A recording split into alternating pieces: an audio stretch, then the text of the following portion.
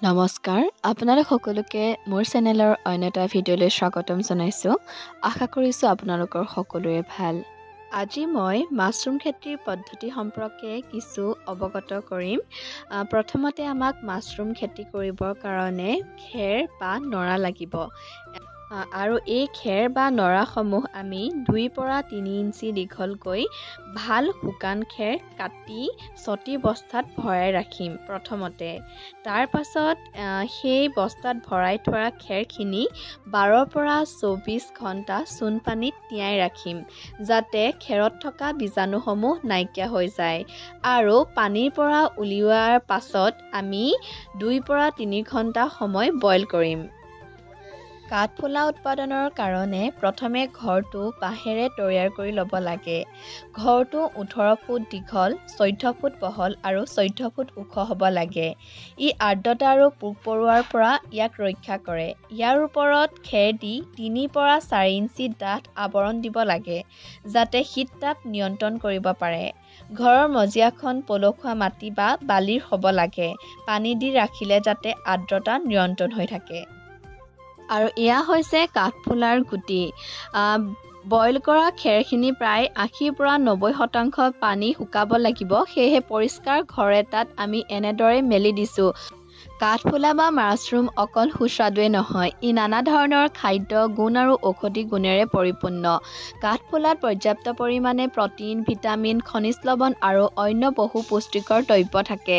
শুকান কাঠফুলাত 3 পৰা 35% প্ৰ'টিন থাকে। আমাৰ শৰীৰৰ বাবে অতিকৈ দৰকাৰী দুবিধ এমিন এচিড, লাইচিন আৰু ট্ৰিপচিন কাঠফুলাত পোৱা যায়।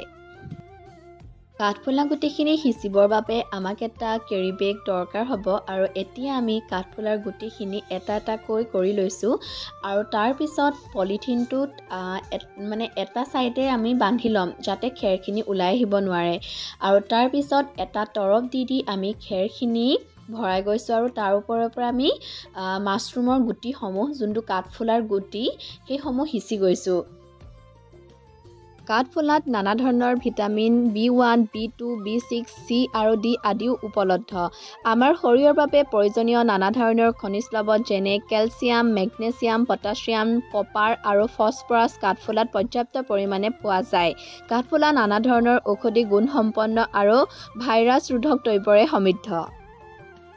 এতিয়া আমাৰ মাছৰুম গুটিখিনি প্ৰায় সিঁচি হৈয়ে গৈছে আৰু সেয়েহে এতিয়া আমি মাছৰুমৰ বাবে প্ৰস্তুত কৰি লোৱা আছুতীয়াকৈ ৰখা ঘৰটোত আমি এতিয়া ওলমাই দিছোঁ।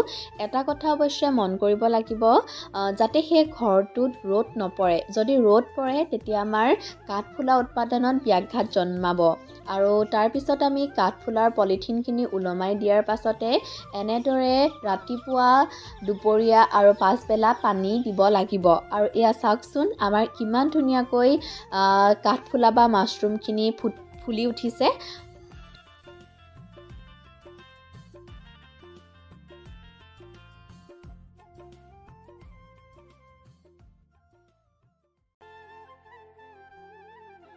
আৰু এতিয়া আপোনালোকে গম পালে নহয়, মাছৰুম আমাৰ শৰীৰৰ বাবে কিমান উপযোগী। আৰু আমি এই মাছৰুম খেতিটো সম্পূৰ্ণ বৈজ্ঞানিক পদ্ধতিৰভাৱে কৰিছোঁ। আশা কৰিছোঁ আপোনালোকক যদি প্ৰয়োজন হয় তেতিয়াহ'লে আমাৰ লগত যোগাযোগ কৰিব। আপোনালোকৰ যদি কিবা অনুষ্ঠান ঘৰত আয়োজন কৰে, নাম, সকাম, বিয়া, সবাহ, অন্নপ্ৰাশন, তেতিয়াহ'লে আমাৰ এই শইকীয়া মাছৰুমৰ লগত যোগাযোগ কৰিব বুলি আশা ৰাখিলোঁ।